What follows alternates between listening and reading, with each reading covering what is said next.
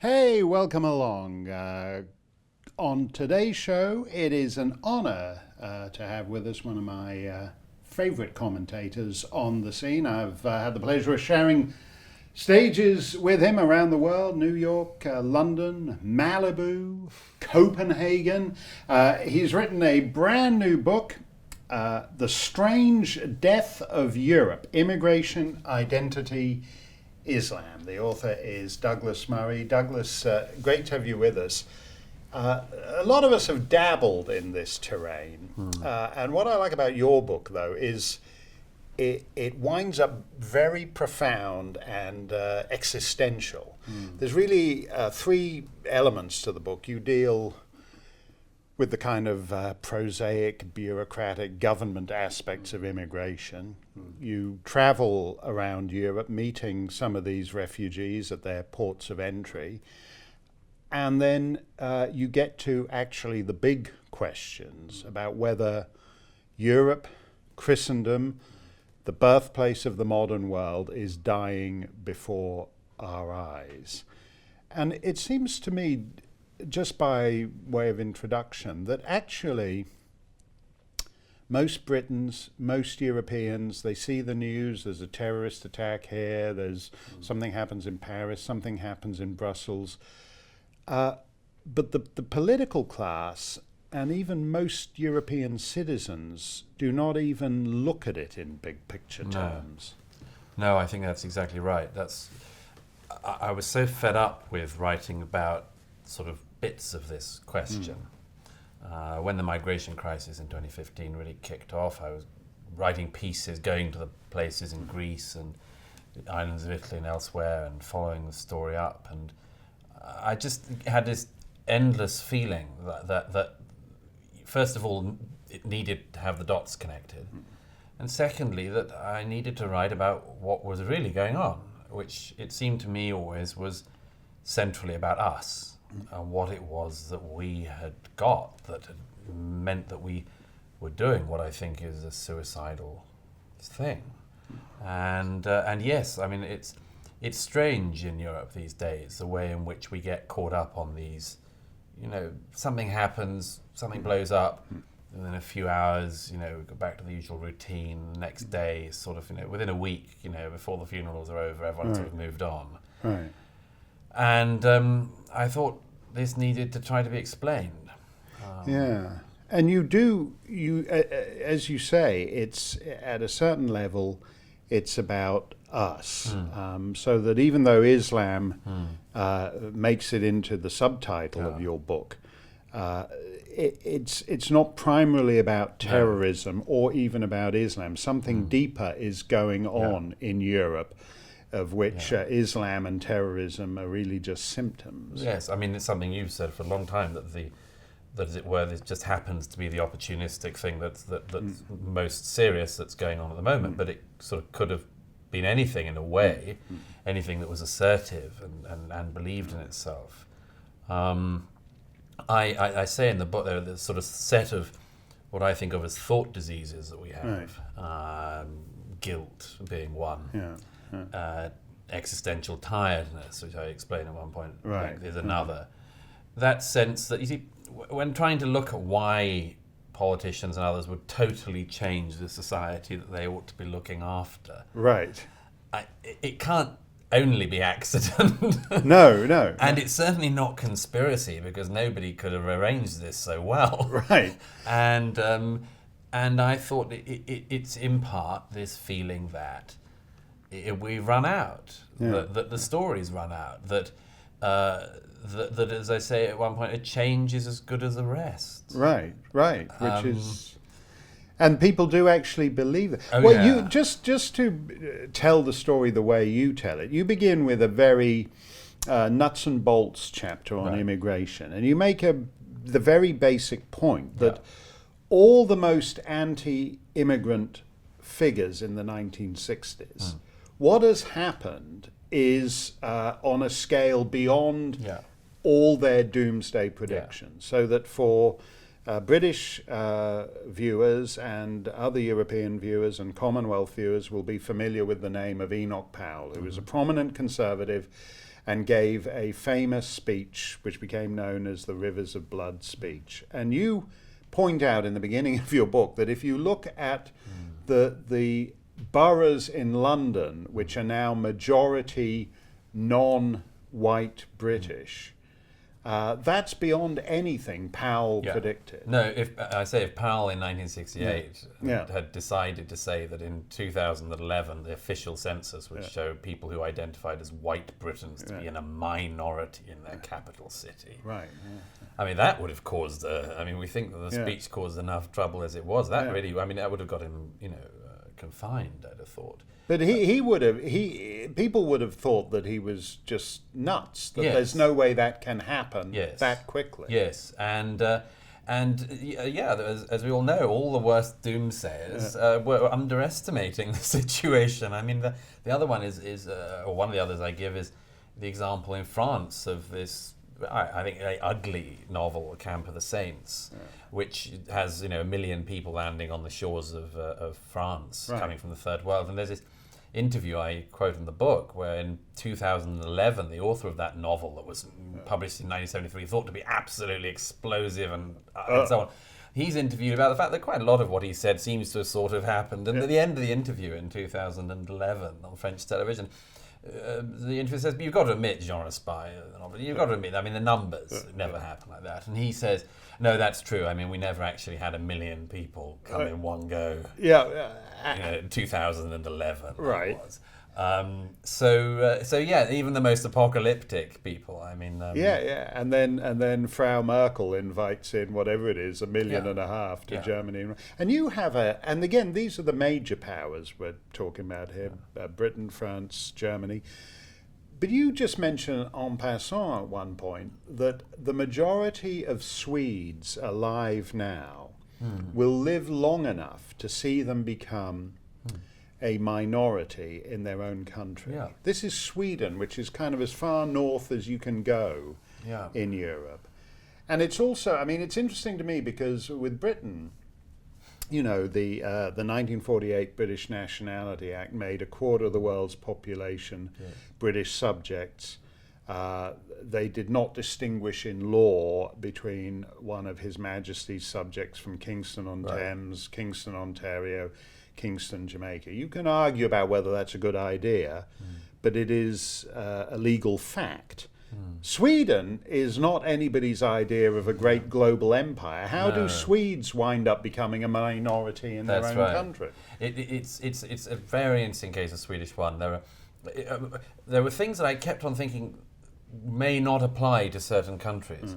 I thought maybe, the Swedes have got no reason to have post-colonial guilt. No. There's a good argument for Britain having it for a bit, but the Swedes, and then and also then the other bits of the guilt, of course, which I think is one of the fundamental things in Europe that we're going to have to shake off, but may not. The Swedes don't seem like, they're not like the Germans, who have like good cause to have recent guilt complexes and so on, and forever, needing to apologise for what they think and feel and do.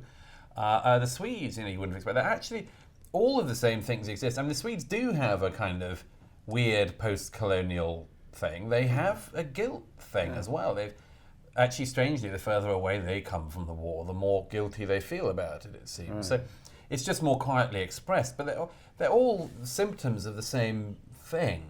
It's just ever so slightly different inflections in each country. Sometimes one country's facts are different, but the response is exactly the same.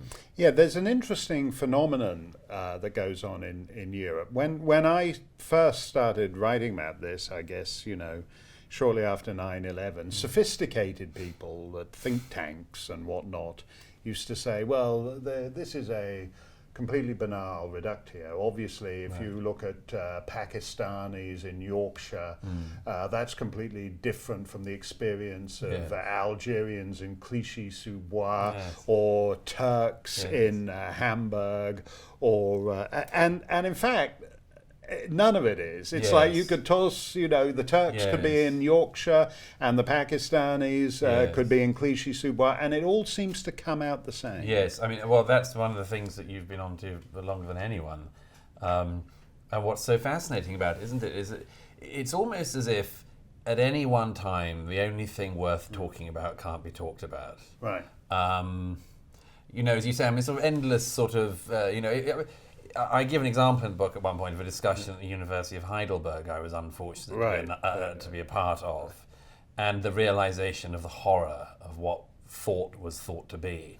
But it was just an extreme version of something that goes on all the time, which is at any think tank, any public meeting, any political discussion, any television show, most of the time, this one aside and a few others, but I mean, any BBC shows, you never get into the only thing that matters. Yeah. It's you never get onto the important things. It's just time to sort of say, well, there's a huge difference, isn't there, Douglas, between these people and that people. Right. And you go, well, yeah, I mean, and then, well, thank you, and that's that. Right, you right, don't get right, the chance to say, what about this huge thing that's happening? And I think there are all sorts of reasons for that. One is that we console ourselves through this period by pretending it's not going on. But as I say at one point in the book, the presumption we've had is that the lie of more than a generation is if you walk into the Italian islands or the Greek islands or anywhere else, you walk up through Europe, you become as European as anyone else, and you breathe the air of Voltaire and St. Paul and Dante and Goethe and Bach. Right. And that's nonsense, isn't it? I mean, we know that, but it's profound nonsense. People come with their own ideas, and that was never discussed really. No. We only, again, I mean, if we sat in a BBC sort of studio, I'd say, well, they're as European as the next person, Mark. What are you saying? And you sort of have to say, well, I'm not saying they're not. But I think it's highly unlikely that everyone who arrives in Europe arrives at the same slightly pained, wounded and tired view that modern Europeans find themselves to be in. I think it's highly unlikely they'll have just arrived and happened to be at the stage we're in our views of religion, for instance. No.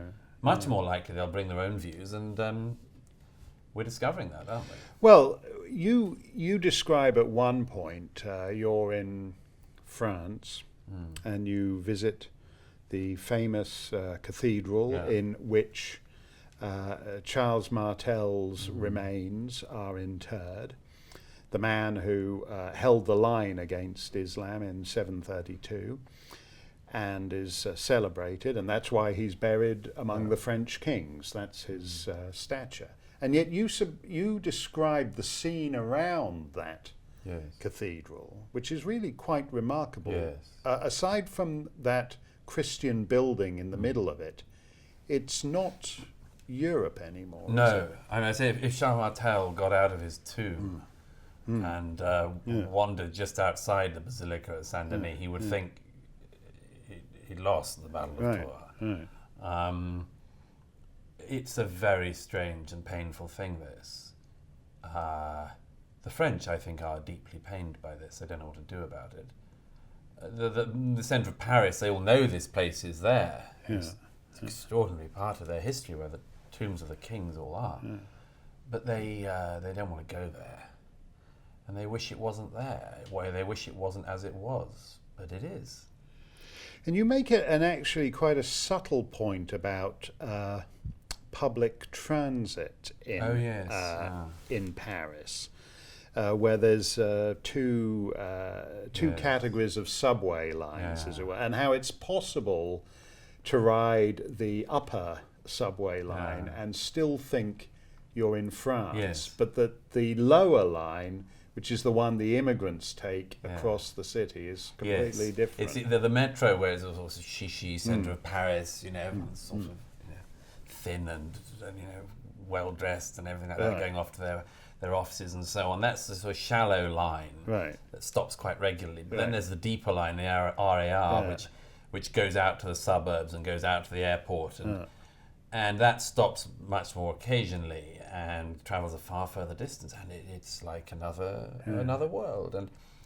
And there are these places where the RER line comes up in the centre of Paris, and they are the bits where sort of people sort of avoid, people from the suburbs come up and they go to the local McDonald's or whatever. And these are, as you well know, these are two different things living alongside each other.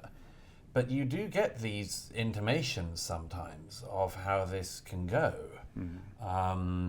And I think, as was tried in the book, say that we're all thinking about this. Everyone apart from our politicians, obviously, but we're all worrying about this. And it's a version of what I think I explained at one point that I think of as being the process we've been going through in Europe and that America and others have been going through, which is that sort of feeling that the boomers and others had that basically history and the future was a one-way street, when we were going to walk up it and the crowd was all with us, and if you walked faster you'd get more points, but we're basically walking to an ever better and brighter future in which we had more and more rights and fighting for more and more niche rights, but that was all. And then we noticed somebody walking down the other way. And sort of, well, that's odd. And then more people started walking the other way. And then it seems to me that we in Europe are in the process of wondering what if one day more people are walking the other way than are walking our way. Right. And that's what's happening. Yeah, and it's you explain the background to this. We have a demographic issue, which is that Europeans do not want to have babies for whatever reason. Can I say about this one? That one is one of the things I did in this book, looking at this, was looking at that question, and it's true. But we get onto that strange thing of why do people not ask why? Right. So, during the period immediately after Tony Blair massively expanded the migration into Britain after 1997, if you look at the public opinion polls, the social attitude surveys about the number of babies that women want, it is actually at the levels which, as you know, that would be a perfectly adequate replacement. Most women want more than one child, and some want 5, and most want about 2 or 3. So very few people, if they want to have children, want to have an only child. Yes, and actually, it was a very small number of people said I was not interested in the kids' business. So this argument, and I keep trying in the book to explain why the arguments we hear about why it happened then, why it happened in the 50s, why it happened now, why it happened in 2015, are all bogus arguments made up after the facts were put upon us anyway. Right. So if you had a worry about not having replacement babies of your population, you'd look at why women felt they couldn't have children. Why, and I say at one point in the book, so anecdotally, nobody in my country who knows a young couple hears them say, we're really after 5 children. Because they know that they've got with 2 really good salaries, they'll work very hard to be able to afford the first, work incredibly hard to treat themselves to a second, and a third is sort of out of, the only people who can afford to have more than 2 babies are basically the very rich or the very poor. Right. And but that's something you could address. It's like Angela Merkel's thing of we need to import like if you've got an aging population and a greying population, as the Germans would say they do, then surely there are things like raising retirement age, encouraging people to have more children. There's loads of things you do before deciding that the next generation of Germans should be from Eritrea. Right. Loads of stuff. Well, and you look at it in practical terms. In your country, one of the reasons why people constrain the size of their families is because property prices are very high. So to have 3 children. Yes. If you want to live in Greater London, you've got to be a multimillionaire. And that's why rock stars like Mick Jagger are incredibly fecund, because they can afford individual bedrooms for all the children they sire. But if you're not in that situation, it's expensive and impractical. And as you say, governments that that balk at kind of creating the conditions that would enable people to have space for a family, nevertheless think that somehow cultural transformation is easier to manage. Yes. It's also that one that in Britain we need to basically build a city the size of Liverpool every couple of years to make up the migration that's coming in. It's about 300,000 new houses a year need to be built.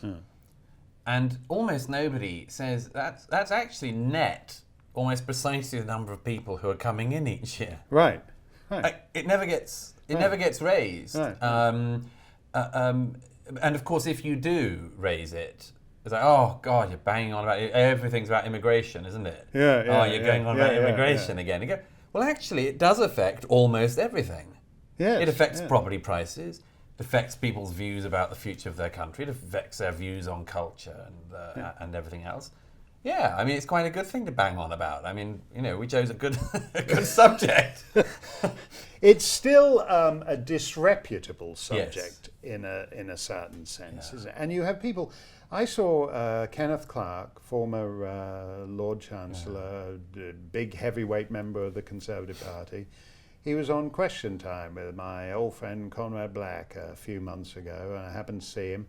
And he suddenly goes into this sentimental rhapsody about how the multicultural transformation of Britain has been one of the most wonderful things he's seen in his lifetime. Right. That he says, I hardly ever saw a black person when I was growing up, and now I don't even notice it if I see one on the bus or something. Well, I don't believe that the Lord Chancellor takes buses that often. And you wouldn't particularly expect him to say, oh, there's one. Yeah, no. It wouldn't. But this seemed to me the most absurdly sentimental, that somehow you make the point in the book that we're supposed to celebrate diversity.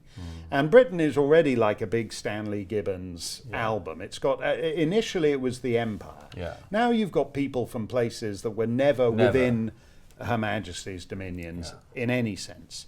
So it's like move beyond that to all kinds of people. And you say, at what point are we, we're not diverse enough.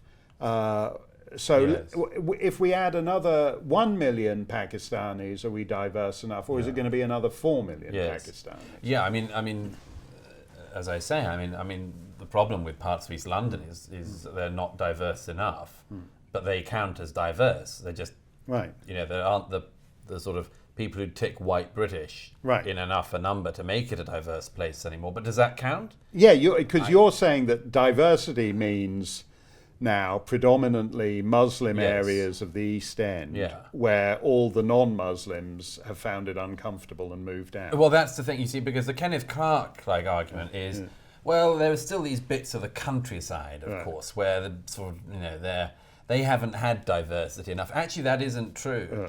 A lot of the people who don't live in places like East End of London have moved out because they tried diversity and they didn't like it all that much. Or, they discovered that their area was entirely Bangladeshi and they just didn't, that wasn't what they thought their future was going to be like. And they move out to Kent. Yeah, you have a great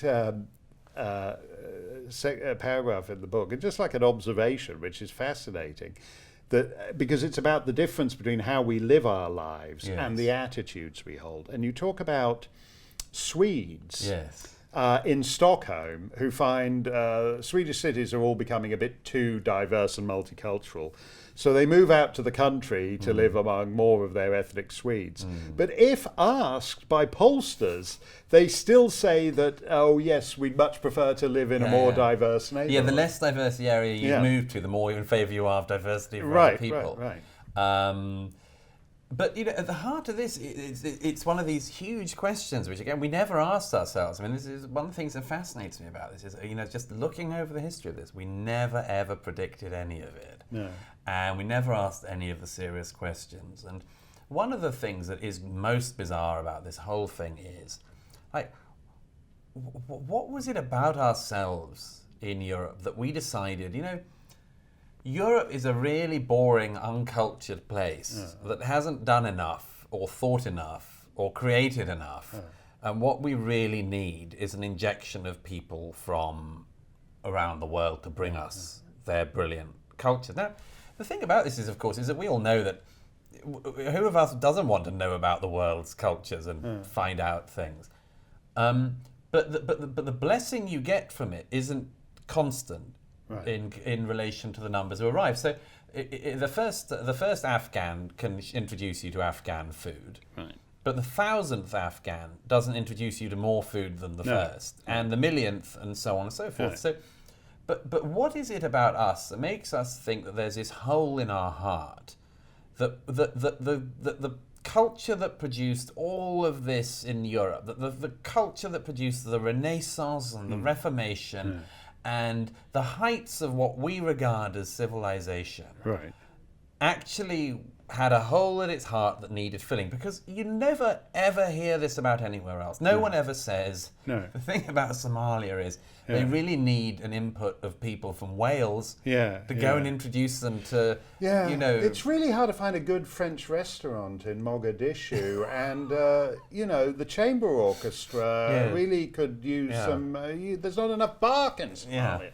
Nobody ever says that. It's never done that way round. And this goes to the masochism that we clearly indulge in. That as I say in the book at one point, you know, I mean, we're in a great risk on this one. That, I mean, the great problem for masochists, so I'm told, is what happens when they meet a real sadist. And it's possible that we're in the process of meeting our sadist. Yes. And that what seemed to be just a sort of kink turns out to be fatal. Yeah. In other words, you're in the bondage dungeon and you suddenly realise there is no safe word. To extend your metaphor. My uncomfortable metaphor.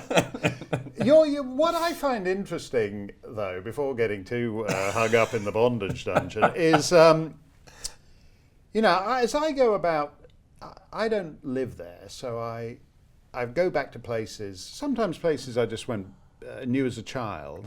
But there are places I go to, I'm in every 7, 8, 10, 15 years or whatever. And what's sad to me is that diversity actually makes everywhere boring. And that if you go to a small town, this is particularly true in Germany and Scandinavia, you go to a small town that you remember is actually quite a pleasant little Swedish town or Finnish town. And it's not that you're getting great Pushtun cuisine. It's that some immigrants have come there and they're running a pizza and kebab place, which is like the ebony and ivory of fast food in Northern Europe. And it's not great pizza and it's not great kebab. It's just the drab, uniform face of this rather cheerless multiculturalism. And you travel around the continent. I mean, you can't honestly say it's enriching, can you? Not after a certain point, no. No, I think the first bit is sort of interesting and enriching, and then the returns slow down. Yeah. And you also, of course, then start to get the problems. This is a fascinating. I was doing recently in London. It was a public discussion and a debate, and there was a really interesting moment when I saw a young, right-on PC German guy said, "You know, I'm very happy with what Angela Merkel did in 2015, and I think it'll make our country much more." Did all that stuff, and you know, and I said to him, I said, "Well, I mean, okay, you might get a slightly cheaper cleaner off this, maybe a slightly cheaper au pair if you have children, and you just got to hope that your kids don't like Ariana Grande and go on the wrong night." Right.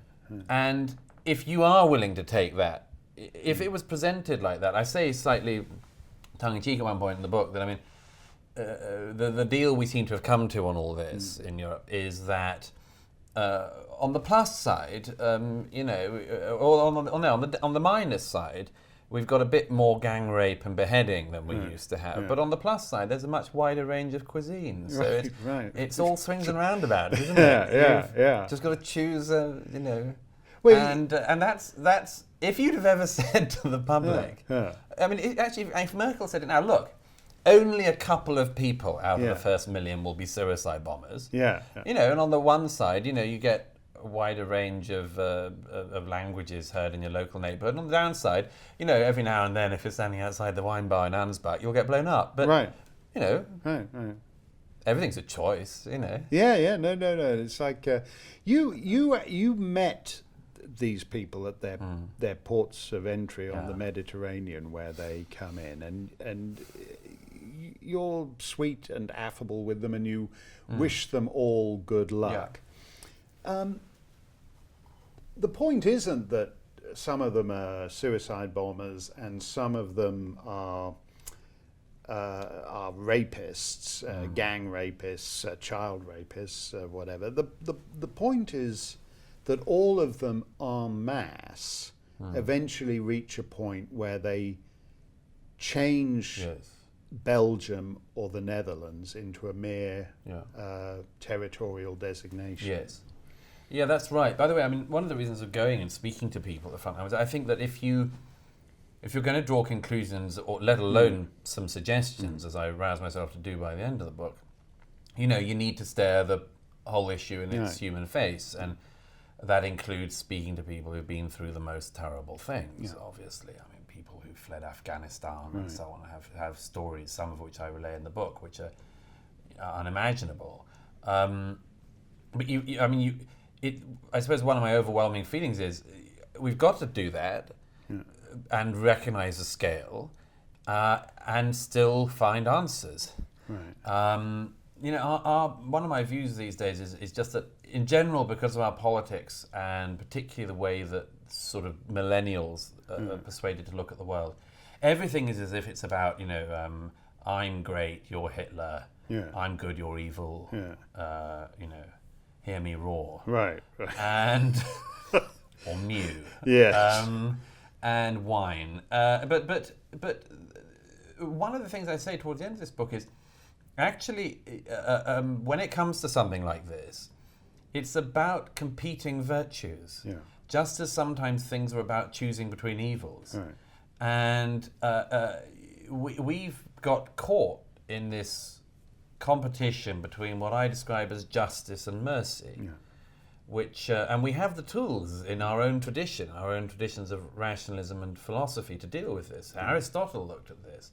What happens when two things that seem to be virtues are in competition? Right. Well, you must be a misunderstanding and misapplying one of them, and you've got to work out where that is. And one of the things I say on this is, in the search to be merciful, we've, among other things, given up the idea that there should be any justice for the peoples of Europe. Because we don't have another home. No.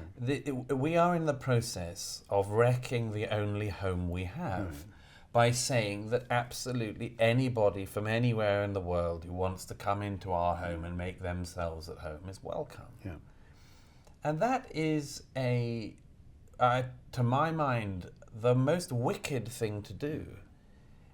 And one of the reasons why is that you've totally screwed over future generations. Right. You've inherited something that you haven't passed on. Right. In fact, you decided to destroy the whole thing for your short-term emotional misunderstanding gains. Yeah. And I think that's unforgivable. No, I think you're right that within the space of our current political class's tenure, they have offered up for sacrifice their great capital cities, London and Paris and Brussels and so on, so that if you look at a TV show from the 70s, that London and Paris and Brussels is gone and is unrecognizable.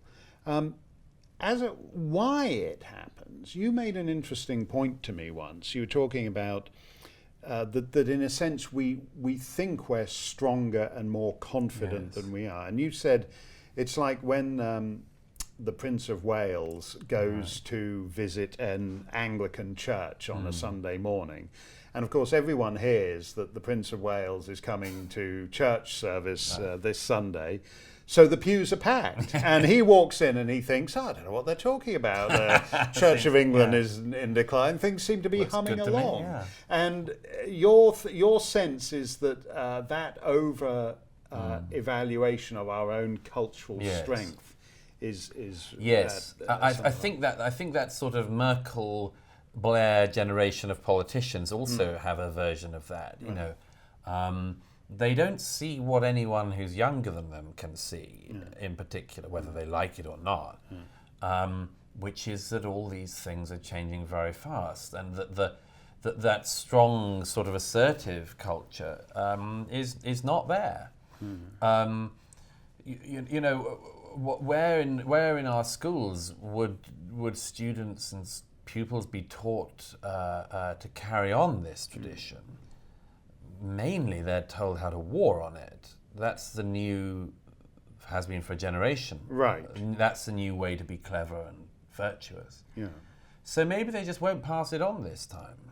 No. And I think, by the way, I mean, across America, you can see that. I mean, it seems obvious to me that students in America haven't been taught the American idea. No. I mean, they have, I mean, one of the things that, you know, both of us are obsessed by, free speech. I mean, they don't understand the idea. No, I mean, it's not just that they, you know, want to turn up and holler and jabber and sometimes knock people out and set light to cars if they say something that's mildly, you know, disagrees with their point of view. It's that they don't think that free speech matters, really. No, and the funny thing about it is if you're cut off from your cultural inheritance, and I think that's true in Europe, in America, I think it's true in Canada. We're celebrating our 150th birthday. Very few Canadians actually could give you a coherent answer on the 150th birthday of what. Right. But the thing is, once you recognize that there's a hole in your somewhere inside you, you don't necessarily turn back to what you've lost. You have a book, a bit in the book that I recognized, and people who've encountered this particular kind of young lady recognize, where you say, you know, you've heard all these stories, they're all the same. Some girl who's of easy virtue, she's off her head, she's rat-assed in a nightclub somewhere, and at some point she wakes up, you know, face down in her own vomit and thinks, this is a meaningless, empty life, I need to turn my life around, and she finds Islam. Yes. Yeah, it's a fascinating thing, this. I've heard so many stories of this, and I've spoken to lots of people who've had versions of this. Tends to happen around the turn of your 30s. But these are the questions we need to ask ourselves. You see, the person who's brought up in a society where basically, you know, what are we doing? I mean, young people understand, what are we actually doing here? What's all this about? What's this for? Basically, the only thing you get is, well, you can buy new stuff that's kind of crappy and you'll have to replace it a bit later, and that's the point. And you can acquire things. You can go on holiday. But aside from that, what are we doing on this earth? What are we? These are like the, you know, when everybody, when there's a bomb and David Cameron or Theresa May or whoever's next in line says, we will never surrender our... the bombers will never force us to change our British values, which means, like, as you say, buying the latest iPhone and listening to Ariana Grande. Yeah, this is the consequence of something I say in the introduction to this book is what happens when you take in the world. Right. If you're going to import the world into your country, apart from the fact that if you import the world's people, you'll import the world's problems, which is something we've only just started to wake up to. The other thing is you've got to change who you are, because you've got all these people who have totally different views from each other and among each other and towards yourselves. So you've got to have a definition of yourself that encompasses the whole world. And that's why our politicians end up in this thing of saying, you know, you say, what are British values? They're about tolerance. Well, that's all right. And being nice. Well, all right. You know, that sounds all right. And being decent and being diverse, of course. Right. I think that's necessarily wide because you're trying to encompass everyone you now have in your country. Yeah. But it's shallow. Yeah. It's totally shallow. Who says, God, I just can't wait to lead my tolerant, diverse life? It answers none of the questions which we as people, as human beings and as souls ask. And so we have this strange thing where the culture says nothing to you. Right. And it has no reason for what we're doing. I give the example at one point in the book of a wonderful French philosopher called Chantal del Sol, who has this terrific image of modern European, indeed Western man, as what she describes. She says we're like Icarus fallen. We're like Icarus would have been if he'd survived the fall. We in Europe try, in my explanation, we tried everything. We tried all the religious ideas, different interpretations of it. We tried all the political ideas. We dreamt these dreams in the 20th century, and they all collapsed, and it was all terrible. And we oughtn't to be here, and yet we are. And we are singed and bruised and looking up at the fall we just made, and we don't know what to do. And the only answer is the thing that most people do when all the ideas collapse, which is you have a nice time. Right. The problem is it just doesn't last very long because it can't sustain itself. There's nothing meaningful. And that, to your point about the convert thing, is that the Islam bit is so galvanizing and important and so worthy of our attention because it has a strong and assertive claim. Right. It makes, to my mind, ridiculous claims for itself and that are obviously wrong. But they're claims. They are claims about everything. And when people say in the West that they want to understand why people do it, you think you've got to start from the understanding that these people are talking about everything. Yeah. Life, death, love, meaning, absolutely everything. And you, in return, are saying, well, we're going to reevaluate this bit of our counter-terrorism strategy or our inclusivity strategy to really mend that bit. And if you think, our Home Secretary did this again recently, Amber Rudd, and I said somewhere that, in the end, you've got to realize that Amber Rudd might tell you something, but Allah might have a different view. Yeah. Who are you going to go with, Amber Rudd or Allah? Yeah.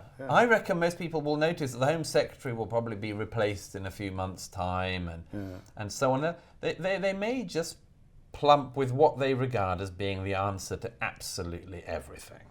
Well, you propose a couple of ways in which this might be turned around or this might go in the next few years.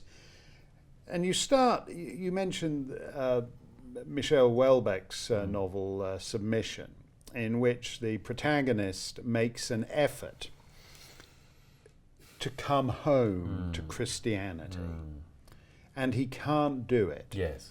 And you say, because, as you know, every village in Europe is centered around a church on a village green and all the rest of it, and you're not asking people to become necessarily believing Christians, but just to return to the cultural Christianity that was, the old joke about, when the Jehovah's Witness knock on your door, oh no, we're not religious here, mate, we're Church of England. That you know all the hymns, you recognize the biblical quotation, the things that were standard in Britain a generation ago. Yes.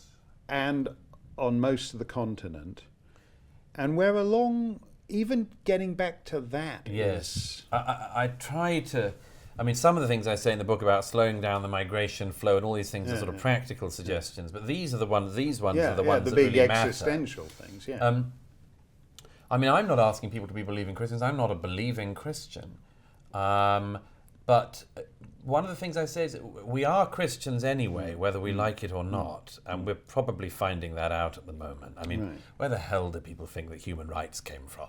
Yeah, right. I mean, these are things that exist on the embers of Christian thought.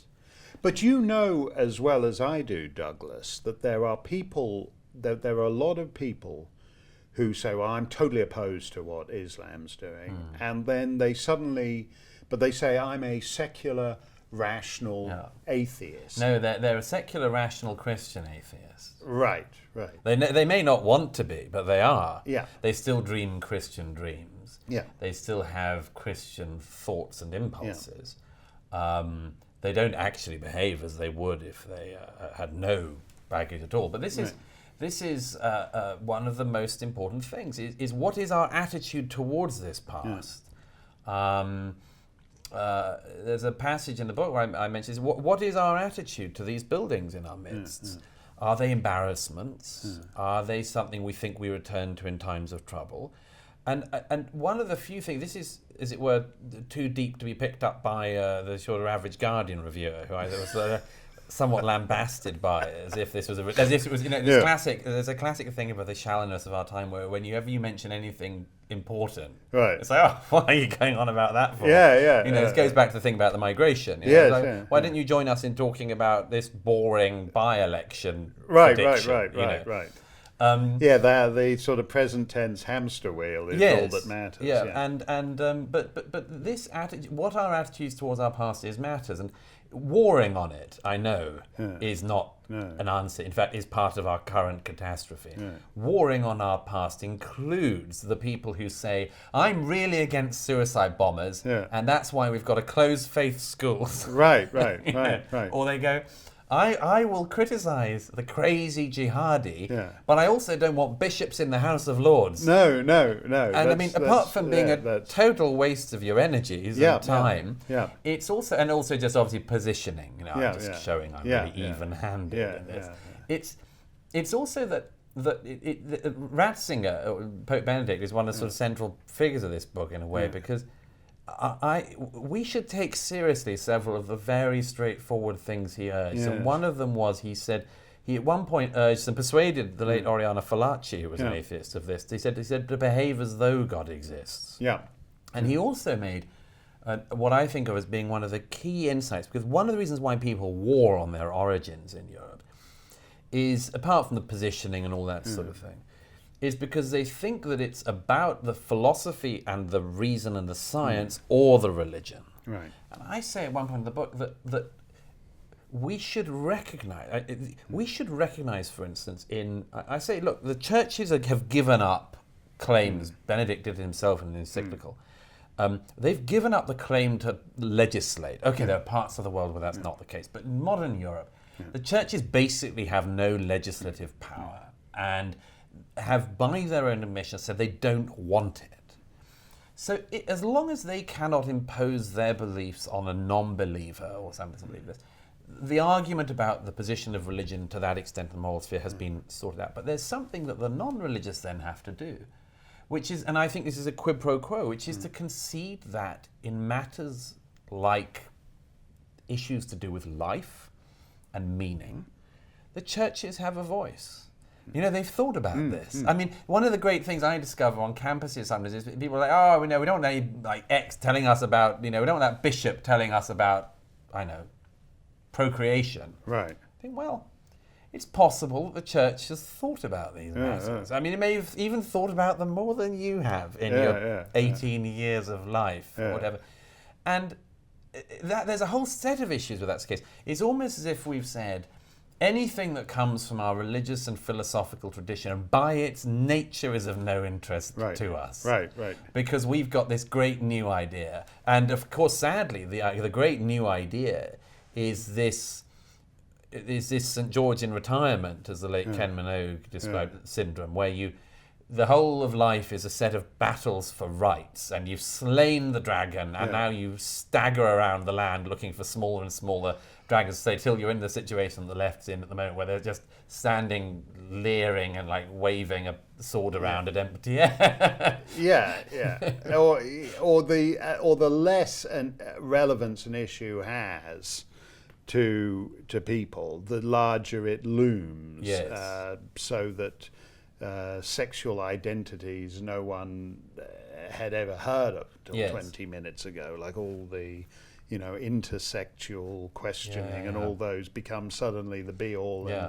And then there is a terrible thing. I always thought you were much more optimistic than me a decade or so ago. And you used to say that you used to be more optimistic when you went to the Netherlands or whatever, that they could actually reverse and change this. One of the interesting phenomena of modern politics is the nanosecond between, oh, we've still got plenty of time to address this problem, and, oh, it's now too late to do anything about this problem. And I feel that in the a couple of years after 9/11, if you talked about the Islamization of Europe or whatever, people said, oh, we've still got plenty of time to address this problem. Implicit in the reaction of Theresa May and François Hollande and Angela Merkel and all the others now is that it's too late to do anything about it.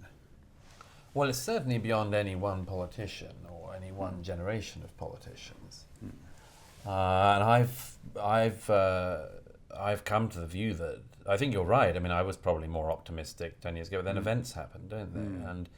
And you see the same thing play out everywhere. And I mean, optimism and pessimism depend on the facts you see, and the facts are not great at the moment. Specifically, I think the thing that I find saddest is that it's hard to see decent ways out now. And that just fills me with worry. You know, we had 3 terror attacks in 10 weeks in the UK, and after each of them, the Westminster Bridge, the Manchester concert, and then London Bridge. And after each of them, the same disheartening and troubling thing happened, which is that everyone said, "Don't look back in anger. Love must overcome hate, and don't really look at why this might have happened. Stop it. Don't finger point." And then, just a couple of days ago, we had what looks like an attack by a non-Muslim on Muslims coming out of a church, using ISIS-style tactics of using a van to just mow innocent people down in the street. And of course, a different thing happened.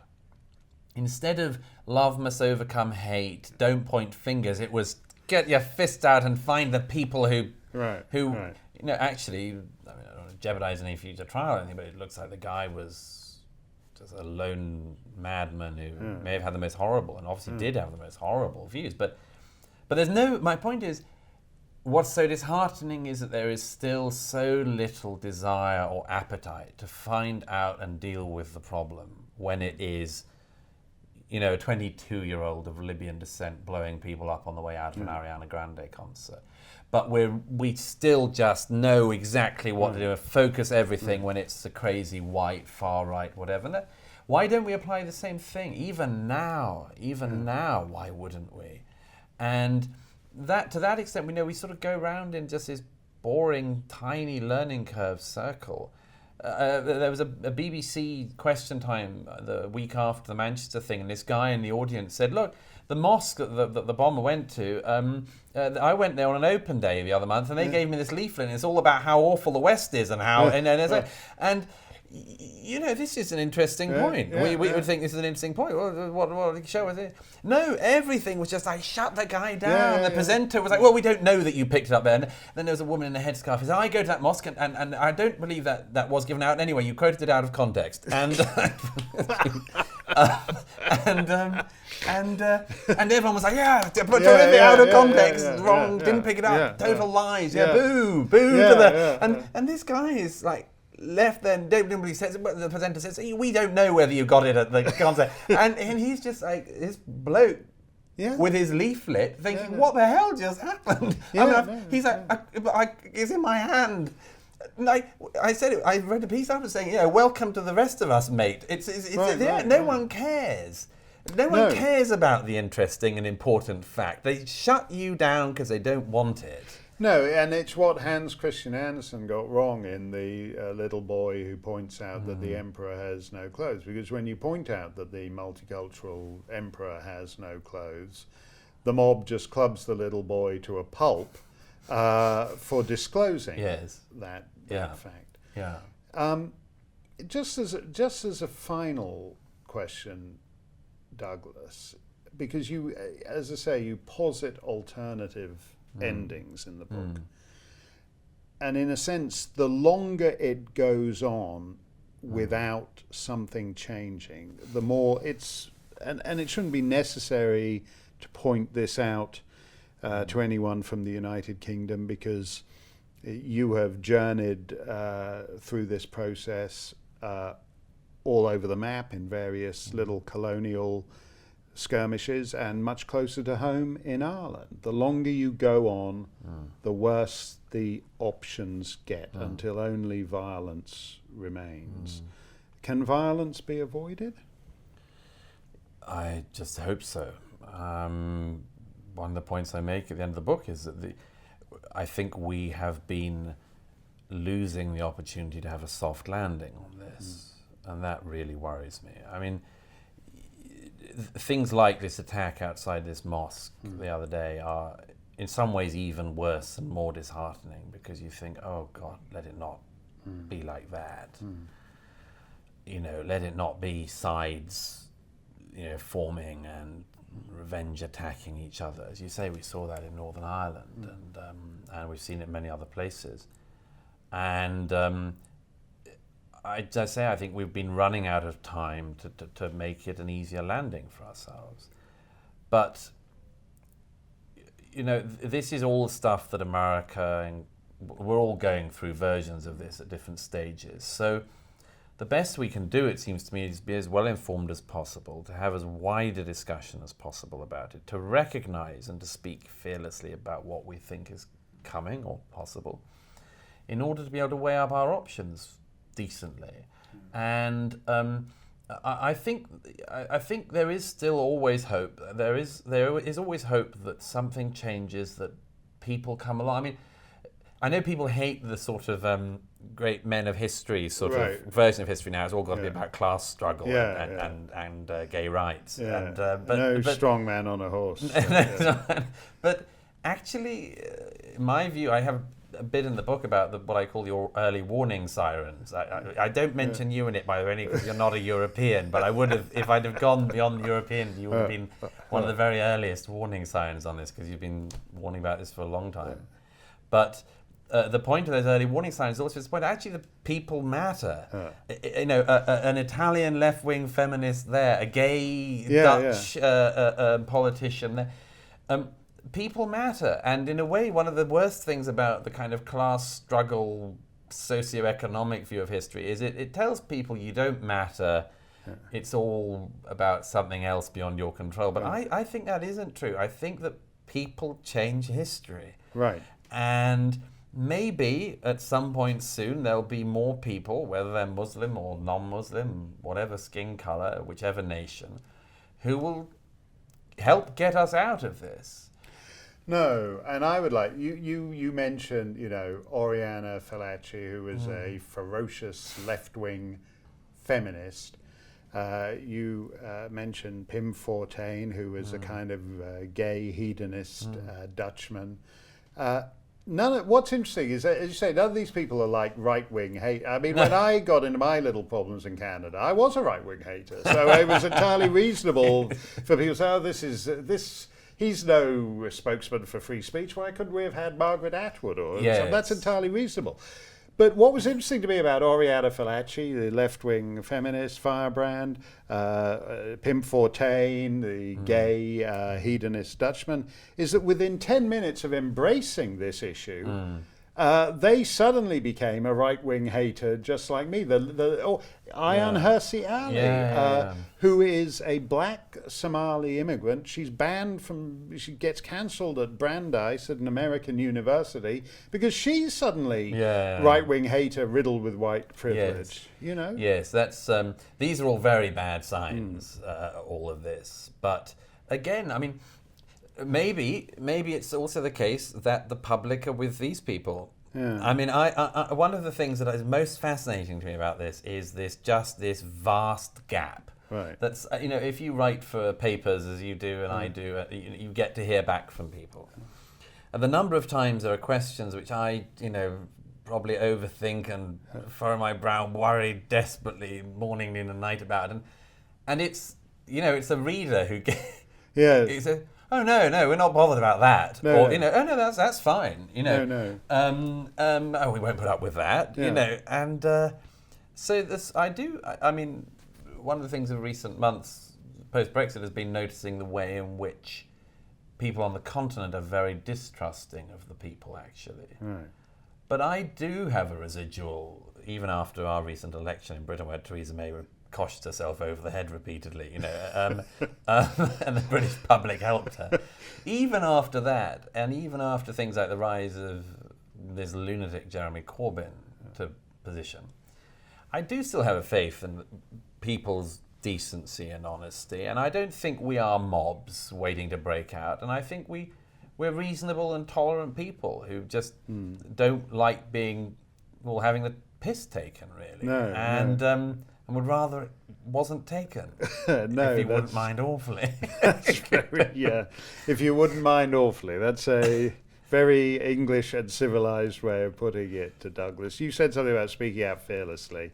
And I should say, as you're the last person to play the victim card, but those of you who do speak out in London and the other capital cities of Europe, and I think you have a tougher road to hoe than those of us in Canada, Australia, America. And so speaking out fearlessly does come at a price, and you have paid that. And you and some of these other European figures have been brave and constant on this subject for many years now, and I hope that that doesn't change. The book is called The Strange Death of Europe, Immigration, Identity, Islam. Douglas Murray, thank you very much. It's a great pleasure. Thanks.